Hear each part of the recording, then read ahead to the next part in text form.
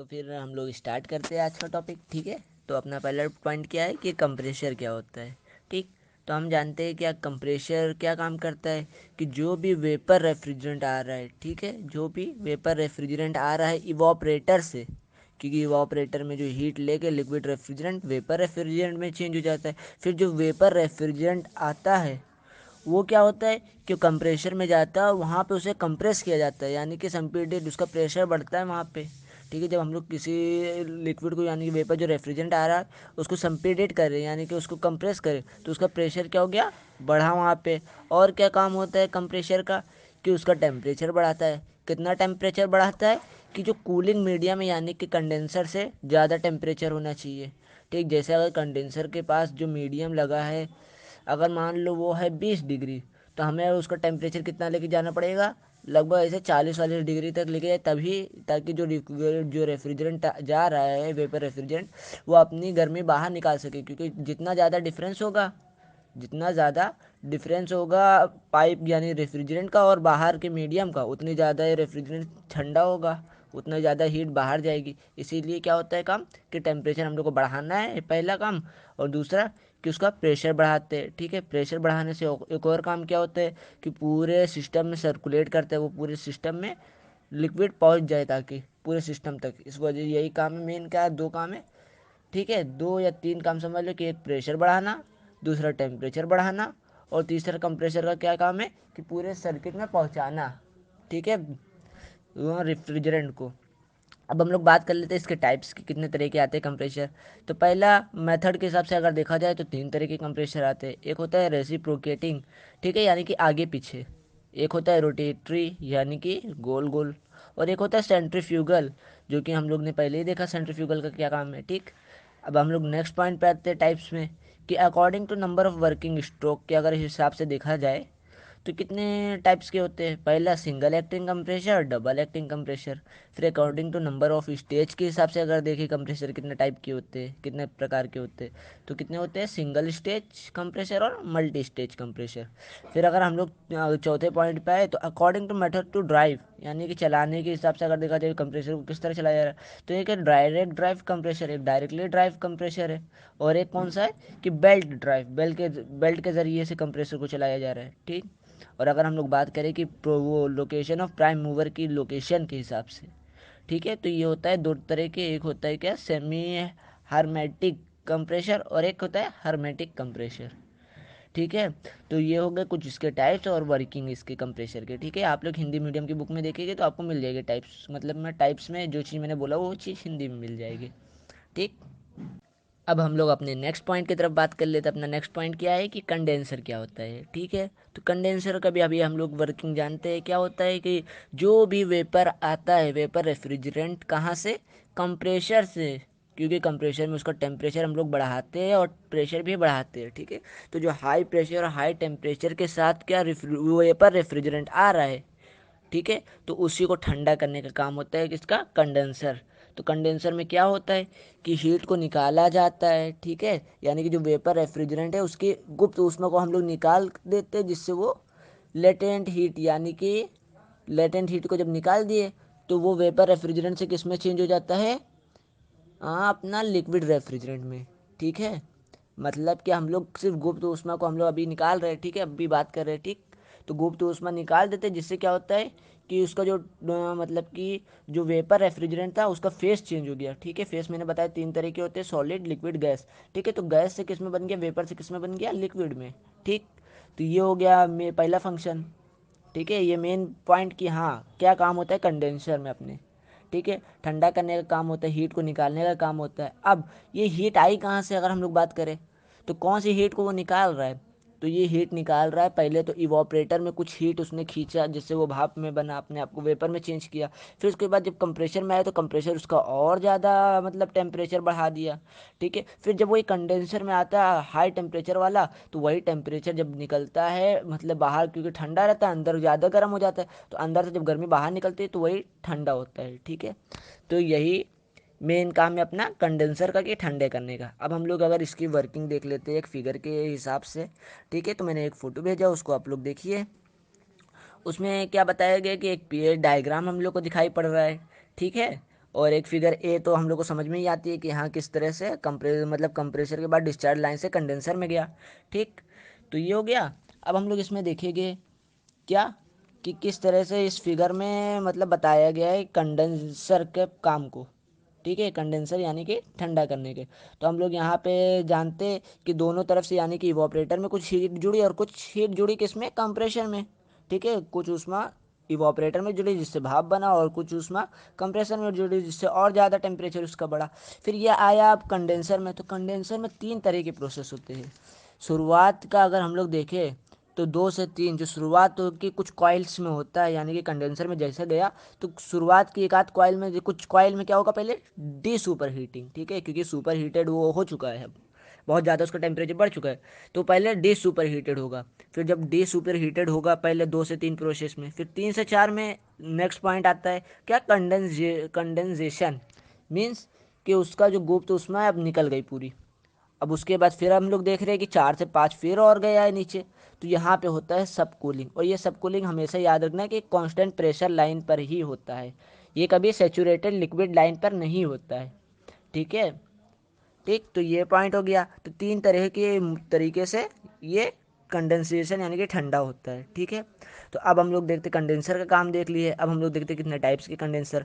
तो ये तीन तरह के होते हैं, एक होता है वाटर कूल्ड कंडेंसर, एक होता है एयर कूल्ड कंडेंसर, एक होता है इवोपरेटिव कंडेंसर। तो वाटर एयर कूल्ड कौन वो कूल्ड कंडेंसर क्या होता है, जाहिर सी बात है जब हम लोग एयर के मीडियम से ठंडा करें तो वो होता है एयर कूल्ड कंडेंसर। जैसे फ्रिजों में हम लोग देखते हैं पीछे कॉइल लगी होती है, हम लोग बस सिर्फ एयर पास होती है वहाँ से, और हम लोग को वो ठंडा वो तो ठंडा हो जा रहा है लेकिन बाहर हम लोग को एयर जो है वो गर्म गर्म मिलती है क्योंकि वो अंदर की हीट बाहर आई है। ठीक, अब हम लोग बात करते हैं सेकंड के पॉइंट की। ठीक है, तो है वाटर कूल्ड कंडेंसर। उसमें क्या होता है कि हम लोग वाटर के ज़रिए से ठंडाई करते हैं। ठीक, और तीसरा होता है इवोपरेटिव कंडेंसर। इसमें क्या होता है कि हम लोग वाटर और एयर यानी पानी और हवा दोनों को साथ में छोड़ते हैं जिससे वो ठंडा होता है। ठीक है, तो ये तीन तरह के अपने कंडेंसर हो गए। ठीक, तो कंडेंसर वाला भी कंप्लीट। अब हम लोग चलते हैं आगे। अब हम लोग बात कर लेते हैं इवोपरेटर से पहले, इवोपरेटर को समझने से पहले थ्रोटल वाल्व को समझते हैं। ठीक है, यानी कि एक्सपेंशन वाल्व को। ठीक, तो ये एक्सपेंशन वाल्व होता क्या है।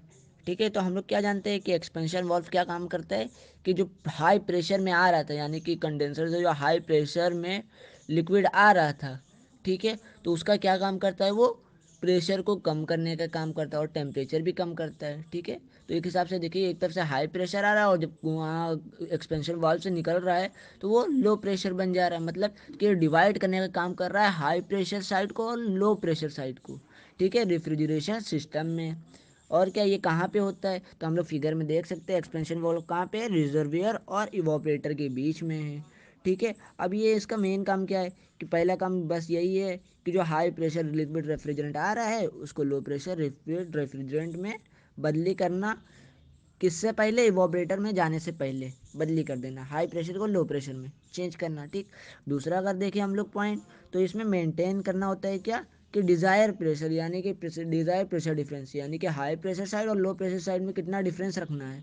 ठीक है, तो जितना अंतर रखना है कि हाई उच्च दाब वाले जगह पे और निम्न दाब में कितना अंतर रखना है, तो उसी के लिए हम लोग क्या कर रहे हैं, मेंटेन कर सकते हैं इस चीज़ के ज़रिए कि हाँ कितना अंतर रखना है। ठीक है, तो ये हो गए कुछ पॉइंट इसमें। और टेम्परेचर भी कम होता है। ठीक है, जैसे हम लोग टीएच डायग्राम में देखते हैं कि उसका टेम्परेचर भी, वो एक्सपेंशन प्रोसेस में टेम्परेचर भी कम होता है थ्रोटलिंग प्रोसेस में। ठीक है, अगर हम लोग आगे बात करें तो ये कितने टाइप्स के होते हैं, तो मेन इसमें अगर बात करें हम लोग तो कुछ 6 टाइप्स की बात कर लेते हैं अभी। कैपिलरी ट्यूब, कैपिलरी ट्यूब को अभी हम लोग पहला जो टाइप है वो कैपिलरी ट्यूब है, इसको अभी हम लोग समझेंगे और अच्छे से। ठीक है, सेकंड क्या है, hand operated expansion valve. Third, automatic और कांस्टेंट प्रेशर एक्सपेंशन वाल्व। चौथा क्या है अपना, thermostat expansion valve. Thermostat expansion valve को भी हम लोग समझने वाले अभी।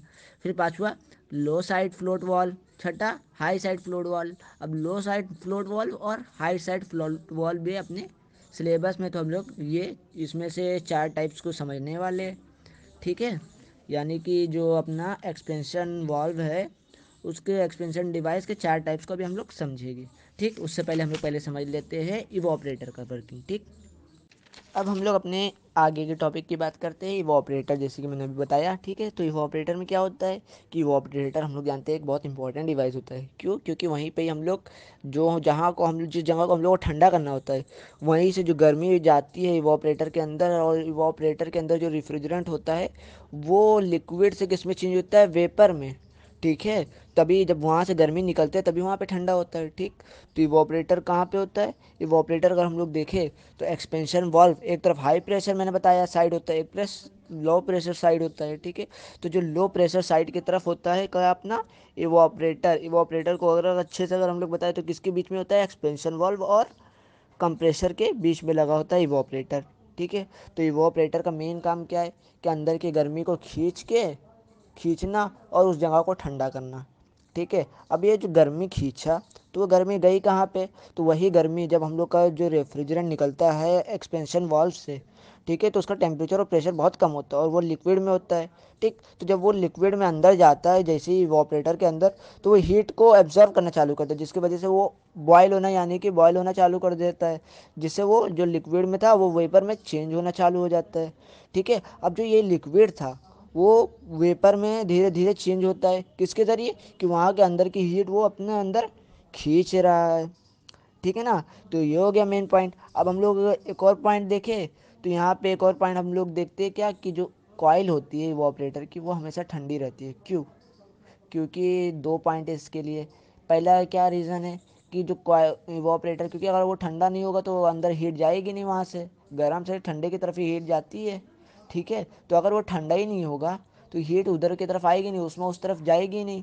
ठीक है, तो वो कॉयल यानी कि ठंडी रहती है। ठीक है, तो कॉयल ठंडी क्यों होती है? पहला रीज़न कि इवोपरेटर जो उसके अंदर से जाता है, इवोपरेटर के अंदर जो रेफ्रिजरेंट जाता है, वाष्पित के अंदर जो रेफ्रिजरेंट हम लोग का जा रहा है वो क्योंकि ठंडा होता है। ठीक है, यानी कि उसका टेम्परेचर क्योंकि कम होता है। ठीक, तो जब कम होता है अंदर तो पाइप की जो बाहर की पाइप मतलब कॉइल होती है वो भी ठंडी होती है। जैसे बॉटल में हम लोग पानी देखते हैं, अगर अंदर ठंडा है तो बाहर भी हम लोग को ठंडा लगता है। ठीक है, ये हो गया। और दूसरा रीज़न क्या है कि जो रेफ्रिजरेंट होता है अंदर वो उसका टेम्परेचर चेंज नहीं होता, क्योंकि उसके अंदर खाली वो गुप्त ऊष्मा को अवशोषित करता है। जैसे हम लोग जानते हैं क्या, कि गुप्त ऊष्मा को लेता है जिससे वो लिक्विड से वेपर में चेंज हो जाता है, यानी कि उसके फेस में चेंज हो जाता है। ठीक है, तो मतलब क्या है इसमें क्या निकला कि उसका टेम्परेचर में परिवर्तन नहीं होता, इस वजह से वो कॉइल ठंडी होती है। ठीक है, और इसी वजह से सराउंड जहाँ से हम लोग को हीट निकालना है वहाँ से हीट निकल के उसके अंदर आ जाती है, फिर वही चीज़ हम लोग कंडेंसर में लेके जाके ठंडा करके फिर उसे बेचते हैं कंप्रेसर के ज़रिए। ठीक है, अब हम लोग आगे देखते हैं, तो मैंने एक फिगर भेजा इसमें हम लोग देख सकते हैं। ठीक है, पूरा प्रोसेस तो मैंने एक्सप्लेन कर दिया। बाकी क्या है कि हम लोग इसमें देखेंगे दो पॉइंट में डिवाइड है क्या अपना इवोपरेशन प्रोसेस। एक पॉइंट क्या है कि 6 से लेके 1 डेज तक और 1 डेज से 1 तक। ठीक, तो अब देखो जब 6 से लेके 1 डेज तक जब आया, ठीक है, तो क्या हुआ, जब 6 से लेके 1 डेज तक आया तो इसका इवोपरेशन हुआ, यानी कि ये पूरी तरह से जैसे 1 डेज पे पहुंचा, 6 से लेके 1 डेज पे पहुंचा तो पूरी तरह से वेपर में अपने आप को चेंज कर लिया है। ठीक है, या फिर हम लोग कहते हैं तो पूरी तरह से अपने आप को भाप बना लिया है। ठीक, गैस में अपने आप को पूरी तरह से चेंज कर लिया है। अब क्योंकि उसका टेम्परेचर इतना कम होता है, क्योंकि जो रेफ्रिजरेंट होता है उसका टेम्परेचर कम होता है जैसे हम लोग जानते हैं। ठीक है, तो जब टेम्परेचर कम होता है तो अब जो कम टेम्परेचर है वो और मतलब उस टेम्परेचर के अंदर सेंसिबल हीट जुड़ना चालू हो जाती है, जिसे हम लोग सुपर हीटिंग कहते हैं। ठीक है, यानी कि जब पूरी तरह से वेपर में चेंज हो जाए उसके बाद फिर ऐड अगर हीट हो रही है, क्योंकि टेम्परेचर में तो कोई परिवर्तन नहीं होता 1 डेज तक। ठीक, तो अब और जो हीट ऐड हो रही है जिसकी वजह से वो 1 डेज से 1 में चला गया। ठीक है, तो ये हो गई इसकी पूरी वर्किंग। अब हम लोग बात कर लेते हैं कितने तरह के होते हैं इवोपरेटर। तो ये पहला अकॉर्डिंग टू अगर हम लोग टाइप ऑफ कंस्ट्रक्शन की बात करें तो होता है क्या, bare tube coil evaporator, plate evaporator, finned tube evaporator, shell and tube evaporator, shell and coil evaporator, tube in tube evaporator. ठीक है, तो ये चीज़ आप लोग अपने हिंदी के बुक में देखेंगे, आराम से आपको टाइप मिल जाएगा। फिर according to the manner in which liquid refrigerant is feed, तो फ्लोटेड इवोपरेटर और ड्राई एक्सपेंशन इवोपरेटर। फिर according to the mode of heat transfer, तो नेचुरल कन्वेक्शन और फोर्स्ड कन्वेक्शन इवोपरेटर। फिर अकॉर्डिंग टू ऑपरेटिंग कंडीशन, तो frosting evaporator, non frosting evaporator और defrosting evaporator. ठीक है, तो ये हो गए टाइप्स और ये हो गई पूरी प्रोसेस अपनी इवोपरेटर की। अब हम लोग आगे बात करेंगे। ठीक है, अब हम लोग अपने नेक्स्ट पॉइंट की तरफ बात कर लेते हैं। अपना नेक्स्ट पॉइंट क्या है कि एक्सपेंशन वाल्व का जो 4 टाइप मैंने बताया था, ठीक है। तो 4 टाइप में से पहला टाइप हम लोग देखेंगे क्या, कैपिलरी ट्यूब। कैपिलरी ट्यूब क्या होती है अपनी, कैपिलरी ट्यूब की मैंने फोटो भेजा, वो कंडेंसर और इवापोरेटर के बीच में लगी होती है। ये एक कॉइल होती है, ठीक है। एक लंबी से पहले एक पाइप होती है जिसका अगर हम लोग लेंथ की बात करें तो 0.5 मीटर से 5 मीटर तक की लेंथ होती है इसकी, और डायमीटर कितना होता है 0.5 mm से 2.25 mm तक, ठीक है। इसको डायामीटर और लेंथ को हम लोग इसके बीच में बढ़ा या घटा सकते हैं, ठीक है। तो अकॉर्डिंग टू हम लोग जिस तरह ले रहे हैं, यानी कि जिस तरह हम लोग कंडीशन इवापोरेटर का ले रहे हैं, ठीक है, जिस तरह हम लोग को सप्लाई करना है उस तरह हम लोग उसको अरेंज करते हैं, ठीक है। यानी कि इसमें दो काम होता है, या दो काम नहीं होना चाहिए, ना ज़्यादा पहुंचना चाहिए ना कम पहुंचना चाहिए रेफ्रिजरेंट। यानी कि जैसे ये पाइप एक पतली से गई है मान लो, ठीक है, अगर बहुत पतले हम लोग उसको कर देते हैं, ठीक, तो जितना उसको इवापोरेटर को चाहिए था रेफ्रिजरेंट, कि हाँ इतना ये रेफ्रिजरेंट मेरे पास आए, लेकिन अगर उतना उसके पास नहीं पहुँचे तब भी दिक्कत होगी। और अगर मान लो कि उसका अगर जो प्रेशर है यानी कि वो है अगर ज़्यादा हो जाता है, ठीक है, यानी कि फ्लूइड जो हम लोग सेंड कर रहे भेज रहे हैं वो बढ़ के जा रहा है, ठीक है, तो इससे क्या होगा कि वो फ्लड बैक होने का चांस है। यानी कि जब इवापोरेटर के अंदर जाता है तो ना ज़्यादा पहुँचे ना कम पहुँचे, तो उसको हम लोग को अरेंज करना पड़ता है, ठीक है। और ये डिपेंड किस पे करता है, ठीक है। अगर हम लोग फ्रिक्शन की बात करें, जो पाइप के अंदर फ्रिक्शन लगता है यानी कि कम ज़्यादा होने का चांस रहता है, ठीक है, तो लेंथ जितनी ज़्यादा रहेगी, और यानी कि लेंथ के डायरेक्टली प्रोपोर्शनल होता है, फ्रिक्शन की अगर मैं बात करूँ तो लेंथ के डायरेक्टली प्रोपोर्शनल होता है। और अगर मैं उसकी बात करूँ कि डायामीटर के, तो डायामीटर इन्वर्सली प्रोपोर्शनल होता है फ्रिक्शन के, यानी कि जितना कम डायामीटर होगा उतना ज़्यादा फ्रिक्शन होगा, ठीक है। और जितना ज़्यादा डायामीटर होगा उतना कम फ्रिक्शन लगेगा, यानी कि फ्लूइड उतने तेज़ी से पहुँचेगा, ठीक है। यानी कि जितना कम होगा उतने धीमे पहुँचेगा, जितना ज़्यादा होगा उतने तेज़ी से पहुँचेगा। और लेंथ जितना ज़्यादा होगी उतनी धीमे से पहुँचेगा, जितना कम होगी उतना जल्दी पहुँचेगा, ठीक है। तो ये चीज़ कि हाँ किस तरह हम लोग को जल्दी पहुँचाना है या कितने देर में पहुँचाना है, उसको मेंटेन करने के लिए इसको बताने का केवल मेन मकसद है कि हाँ पता चल जाएगी कितने मतलब कितने समय में हम लोग को पहुँचाना है, ठीक है।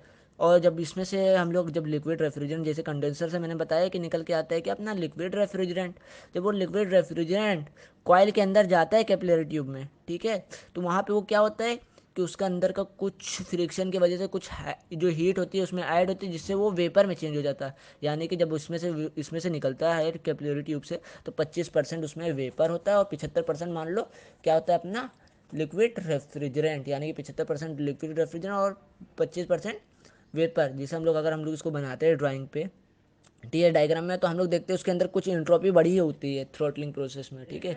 इंथैल्पी तो हम लोग कांस्टेंट कर देते हैं, लेकिन जो थ्रोटलिंग प्रोसेस में इंथैल्पी हम लोग ने कांस्टेंट कर दिया है, कांस्टेंट थैल्पी पे उसका हम लोग देखते हैं इंट्रोपी कुछ बढ़ी है, ठीक है। तो वो यही फ्रिक्शन की वजह से कुछ हीट ऐड हो जाती है, जिसकी वजह से वो थोड़ा सा इंट्रोपी उसकी चेंज हो जाती है, जिससे हम लोग को वो फिगर में कर्व टाइप का दिखाई पड़ता है, ठीक है। बाकी सब तुमको लाइन एकदम स्ट्रेट दिखाई देगी, लेकिन इसमें थोड़ा सा कर्व दिखाई पड़ता है ना।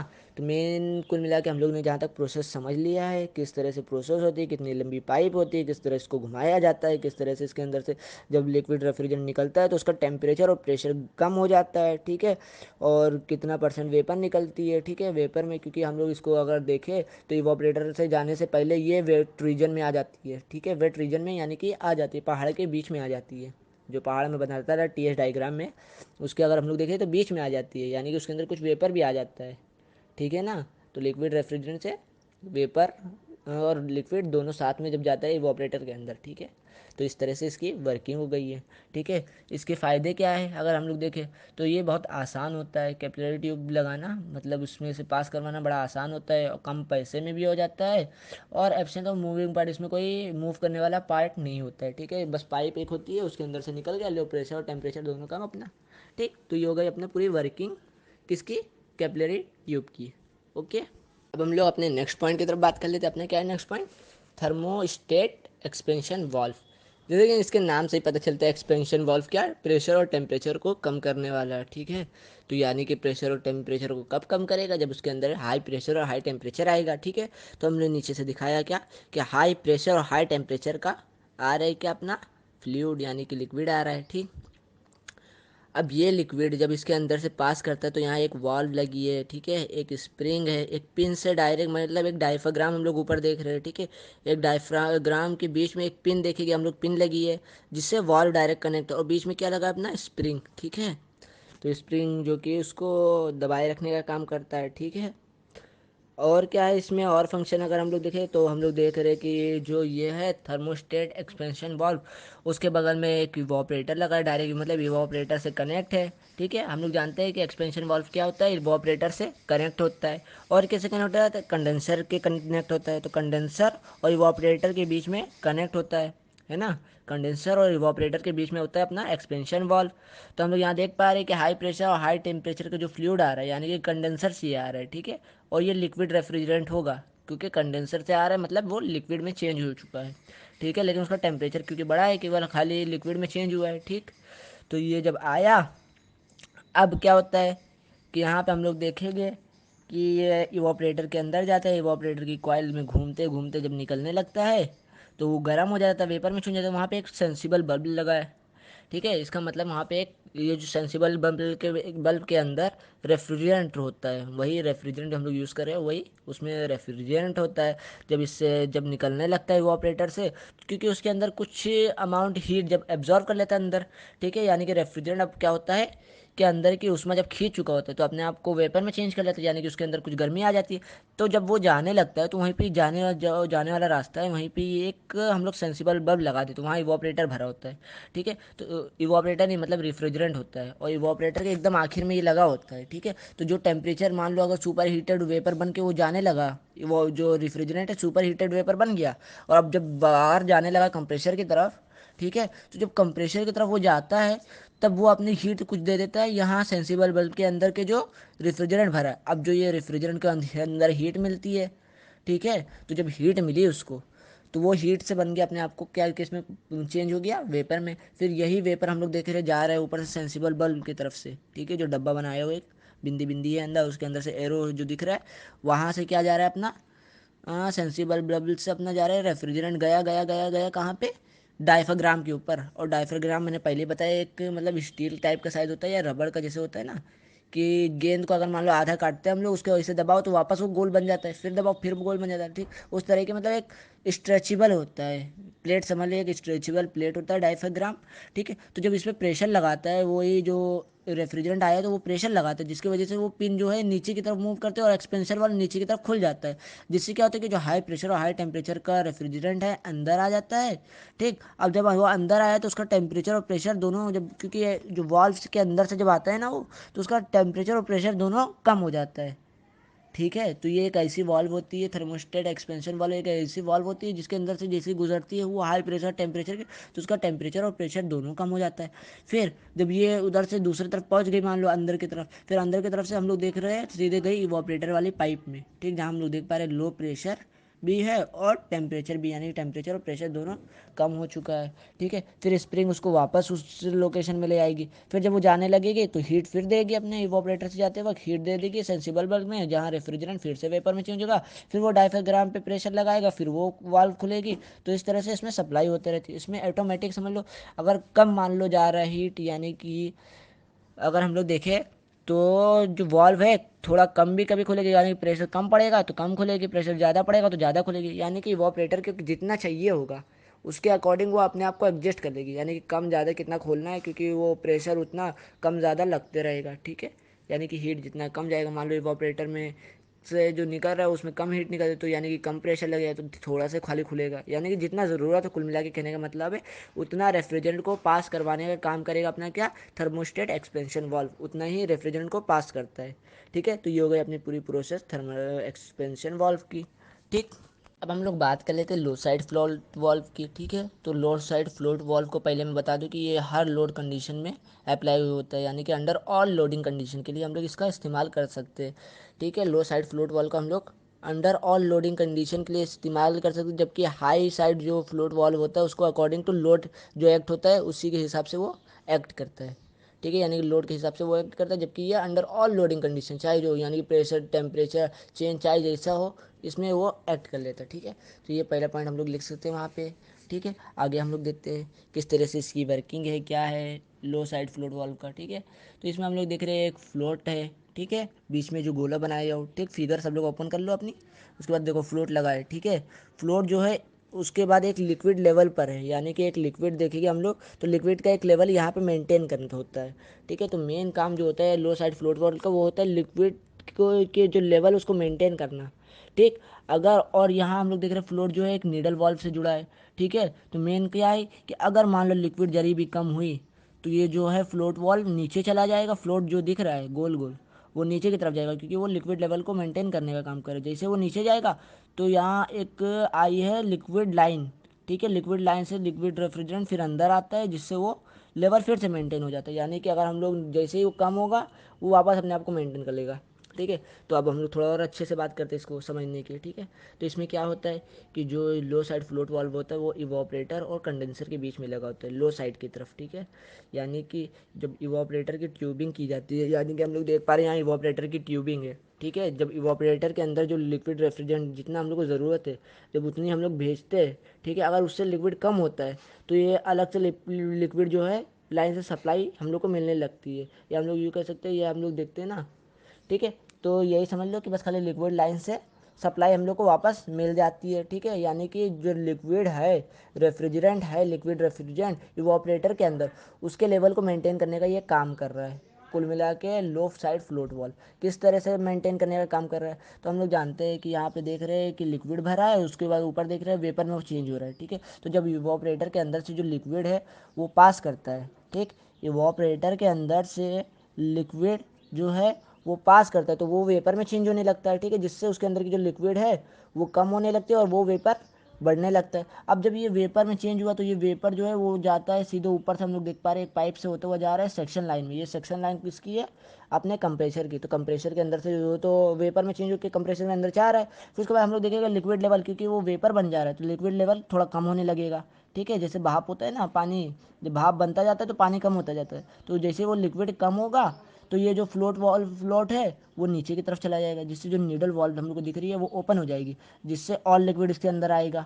ठीक है, तो यानी कि जैसे कम होगा वैसे और आएगा, फिर वो उसमें चेंज होगा, फिर कम होगा, फिर और लिक्विड लाइन से रेफ्रिजरेंट आएगा लिक्विड, फिर उसके बाद वो फिर से मेंटेन करेगा। तो यानी कि ये एक तरह से मेंटेन होता जा रहा है, एक लेवल मेंटेन है जिसमें वो आ रहा है, यानी कि लिक्विड रेफ्रिजरेंट आ रहा है और वेपर बन के वो बाहर चला जा रहा है इवोपरेटर से, कहाँ पे, कंप्रेसर की तरफ। तो मेन काम इसका यही है। ठीक है, तो ये हो गया अपना क्या, लो साइड फ्लोट वॉल्व। ठीक, अब हम लोग बात कर लेते हैं क्या अपना हाई साइड फ्लोट वॉल्व की। ठीक है, हाई साइड फ्लोट वॉल्व ये लगा होता है कहाँ पे, कि हाई साइड की तरफ लगा होता है। ठीक है, ये कंडेंसर और थ्रोटलिंग वॉल्व के बीच में, मतलब इवापोरेटर के बीच में लगा होता है। ठीक, जहाँ हाई साइड होता है। ठीक है, या हम लोग यूँ कह सकते हैं कि ये कंडेंसर और थ्रोटलिंग वॉल्व के बीच में लगा होता है। ठीक है, थ्रोटल वॉल्व से जब लिक्विड रेफ्रिजरेंट निकलता है उसका टेम्परेचर और प्रेशर कम हो जाता है, लेकिन उससे पहले क्या होता है, हाई होता है टेम्परेचर और प्रेशर। इस वजह से इसको हम लोग कहते हैं हाई साइड फ्लोट वॉल्व, यानी कि हाई साइड की तरफ लगा है फ्लोट वॉल्व।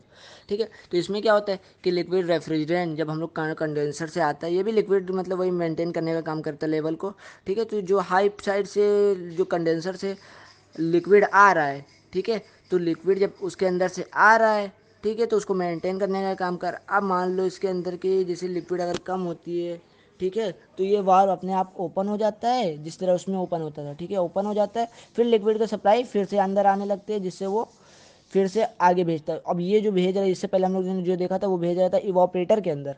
ठीक है, यानी कि वो वेपर में चेंज, इवापोरेटर के अंदर वेपर में चेंज होता जा रहा था, लिक्विड सेंड की जा रही थी। लेकिन यहाँ पे वेपर में हम लोग देख रहे हैं नहीं चेंज हो रहा, बस खाली ये लिक्विड है थ्रोटल वाल्व के अंदर अपना भेजा, यानी कि जितना ज़रूरत है थ्रोटल वाल्व को उतना भेजा। जैसे ही कम हुआ फिर अंदर और कंडेंसर से और लिक्विड रेफ्रिजरेंट आया। ठीक है, फिर उसको उतना भेजा उसने, जैसे फिर कम हुआ फ्लोट, तो यानी कि जो फ्लोट है वो एक नीडल से जुड़ा होता है, जैसे वो कम होता है वाल्व से, मतलब एक जुड़ा होता है नीडल वाल्व के लो। ठीक है, जैसे ही कम होता है वो उसको और सप्लाई करना चालू कर देता है। ठीक है, तो यही मेन इसकी वर्किंग है कि जैसे ही थ्रोटलिंग वाल्व में अगर मान लो रेफ्रिजरेंट, जैसे अगर थ्रोटल वाल्व में हम लोग को रेफ्रिजरेंट भेजना रहता है, ठीक है, जिससे वो इवापोरेटर के अंदर जाता है, तो थ्रोटल वाल्व के अंदर जैसे हम लोग भेजते हैं, ठीक है, तो भेजते वक्त जब इसके अंदर जैसे मान लो भेजे, अब इसके अंदर जो है क्या हाई साइड फ्लोट वाल्व के अंदर रेफ्रिजरेंट कम हो गया, क्योंकि कम हो गया, अब इसको रेफ्रिजरेंट और चाहिए भेजने के लिए आगे, तो वो कंडेंसर से वापस लेता है, कंडेंसर से हाई प्रेशर का लिक्विड रेफ्रिजरेंट अंदर लेता है, फिर उसके बाद उठा के उसी को भेज देता है थ्रोटल वाल्व के अंदर, जिसके अंदर वहाँ पे वो क्या होता है कि लो प्रेशर और लो टेम्परेचर हो जाता है उसके बाद वो भेज देता है इवापोरेटर के अंदर। ठीक है, तो ये हो गया अपना सिंपल। अगर बात करें तो सिंपल बेसिक यही है अपना हाई साइड फ्लोट वाल्व का वर्किंग। ठीक है, इसको आप समझने के लिए, ये पॉइंट्स को और अच्छे से समझने के लिए आप लोग बुक का यूज़ कर सकते हैं। ठीक है, तो ये अपना ये चारों पॉइंट अपना कंप्लीट। ठीक, कि किस तरह से कैपिलरी ट्यूब काम करती है, किस तरह से अपना ये लो साइड फ्लोट वाल्व काम करता है, किस तरह से अपना हाई साइड फ्लोट वाल्व काम करता है, और किस तरह से अपना थर्मोस्टेटिक एक्सपेंशन वाल्व काम करता है। ठीक, तो हम लोग आगे चलते हैं। अब हम लोग अपना नेक्स्ट पॉइंट की तरफ बात कर लेते हैं। थर्मोस्टेट क्या होता है? थर्मोस्टेट सिंपल है, कुछ नहीं, बस खाली ये एक कंपोनेंट होता है। ठीक है, एक तरह का कंपोनेंट होता है जो कि टेम्परेचर को, जो फिजिकल टेम्परेचर है, ठीक है, जिस पे हम लोग का कोई वर्किंग हम लोग कर रहे हैं, ठीक है, कोई काम हम लोग कर रहे हैं, किसी मशीन पे काम हो रहा है किसी टेम्परेचर पे, ठीक है, तो वही टेम्परेचर को सेंस करने का काम करता है, यानी कि मेज़र करने का काम करता है। ठीक है, कि वो मशीन जितने हम लोग ने सेट किया टेम्परेचर उस पर काम कर रही है या नहीं कर रही है। ठीक है, तो इसी को हम लोग देखने के लिए एक थर्मोस्टेट लगाते हैं, जिससे हम लोग को पता चले कि मशीन के अंदर ज़्यादा गर्मी तो नहीं आ रही है, यानी कि ज़्यादा गर्म तो नहीं हो रही है मशीन, या ज़्यादा ठंडा तो नहीं हो रही है कोई चीज़। ठीक है, तो उसी को हम लोग मेंटेन करने के लिए, देखने के लिए कितना, मतलब कि हम लोग को इतना टेम्परेचर चाहिए कि हाँ उतना टेम्परेचर हाई या नहीं है, उसी के लिए हम लोग थर्मोस्टेट का इस यूज़ करते हैं। इसका अगर हम लोग बात करें कि किस में इसका इस्तेमाल किया जाता है, जैसे एग्जांपल के तौर पे, तो ये हीटिंग वगैरह में इस्तेमाल हम लोग देखते हैं इसका होता है, सेंट्रल हीटिंग में होता है, एयर कंडीशन एसी वगैरह में भी होता है कि हाँ जितना हम लोग ने सेट किया टेम्परेचर उतना ही वो हमें टेम्परेचर दे। ठीक है, उससे ज़्यादा टेम्परेचर अगर मशीन में हो रहा है तो हमको पता चले। ठीक, और क्या होता है HVAC सिस्टम में, वाटर हीटर में, और साइंटिफिक इंक्यूबेटर नाम की चीज़ें। ठीक है, तो ये सब चीज़ में हम लोग इसका एग्जांपल देखने को मिलता है थर्मोस्टेट का। ठीक है, कि इस थर्मोस्टेट ये सब चीज़ में हम लोग को मिल जाएगा कि हाँ लगा होता है। ठीक है, तो मेन काम बस खाली यही है, टेम्परेचर बताना। ठीक है, फिजिकल टेम्परेचर जो भी है, परफॉर्मेंस अच्छी, ताकि अच्छी परफॉर्मेंस रहे उसकी, मेंटेन रहे वो, जितना हमको टेम्परेचर चाहिए उतना ही टेम्परेचर में हम लोग उसको वर्क कर सके। ठीक, तो ये हो गया अपना थर्मोस्टेट।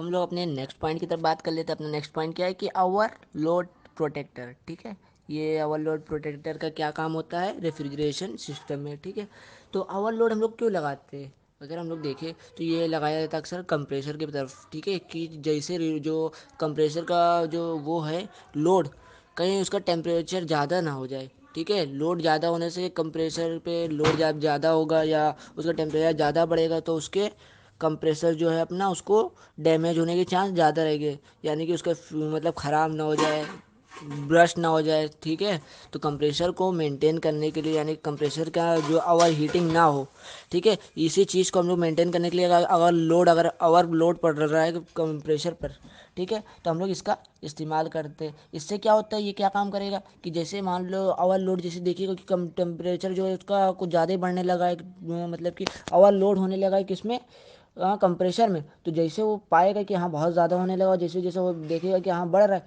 तो बस वो काम क्या करेगा, तुरंत बंद कर देगा कंप्रेसर को उसका शट डाउन कर देगा, जिससे कंप्रेसर बंद हो जाएगा, जिससे थोड़ी देर बाद वो अपने आप ठंडा हो जाएगा, फिर वो अपने आप फिर उसको वर्किंग पे लाएगा। ठीक है, यानी कि ओवरलोड को प्रोटेक्ट करके, यानी कि ओवरलोड को बचाने का काम कर रहा है, यानी कि कंप्रेसर को एक हिसाब से देखा जाए तो बचाने का काम करता है। ठीक है, जिससे उसमें ओवरलोडिंग ना हो जाए। ठीक है, तो एक देखभाल करने का काम कर रहा है। ठीक है, अगर देखा जाए तो।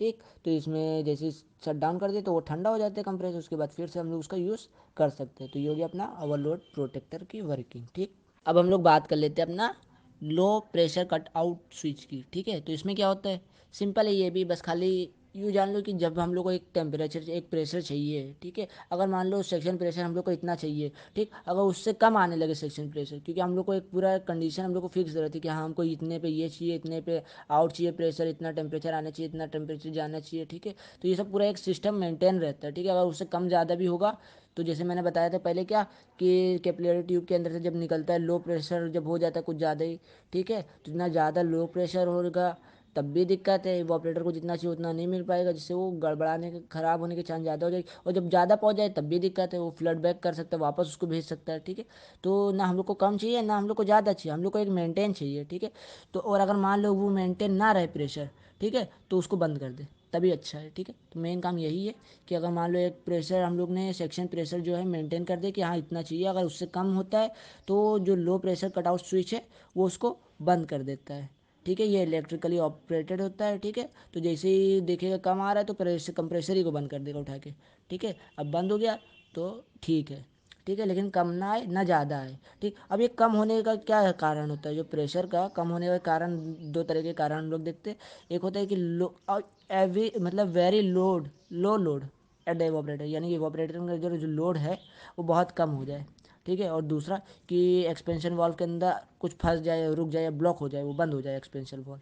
ठीक है, ये दोनों ही कारण अपने क्या है कि लो प्रेशर कट आउट, मतलब कि लो प्रेशर होने के कारण है।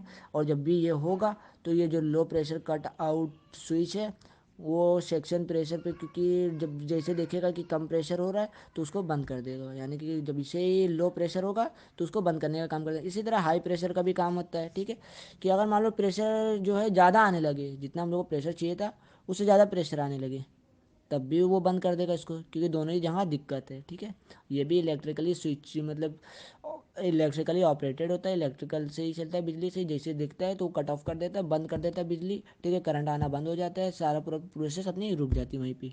ठीक है, तो मेन काम यही है। अगर इसमें हम लोग देखें किस तरह से होता है तो lack of cooling medium at the condenser, यानी कंडेंसर में जो ठंडा हो रहा है वो उसकी कमी की वजह से उसका प्रेशर बढ़ जाता है। अगर मान लो हम लोग को ठंडा करना ज़्यादा और ठंडा ही नहीं हो रहा है, ठीक है, तो उसके अंदर का जो प्रेशर है, इस एक कारण ये है कि हाँ बढ़ सकता है। दूसरा कि जो टेम्परेचर है कूलिंग मीडियम का यूज एट द कंडेंसर, यानी कि जो कंडेंसर की तरफ हम लोग ठंडा कर रहे हैं वो टेम्परेचर उसका ज़्यादा हो। ठीक है, या फिर ठंडक उतनी ना निकले, कूलिंग मीडियम में ठंडा ना हो। ठीक है, या poor rate of heat transfer, यानी कि जो कंडेंसर में हीट निकल रही है वो बहुत मतलब एकदम बहुत बेकार निकल रही हो, अच्छे से हीट ना आ रही हो ना जा रही हो, यानी कि जो निकल रही हीट वो अच्छे से ना निकल पाए। ठीक है, तो ये सब कुछ कारण होगा इसके कि हाँ हाई प्रेशर हो सकता है इस तरह से। तो मेन पॉइंट बस खाली इतना है, low pressure cut out switch और high pressure cut out switch का, कि अगर सेक्शन प्रेशर लो हो या हाई हो, दोनों में हमको प्रॉब्लम है, भैया इसको बंद कर दो, जो इलेक्ट्रिकल स्विच से ऑपरेटेड है पूरे सिस्टम ही बंद कर दो तुम। ठीक है, चलेगा, बस लेकिन हाई प्रेशर और लो प्रेशर नहीं चाहिए।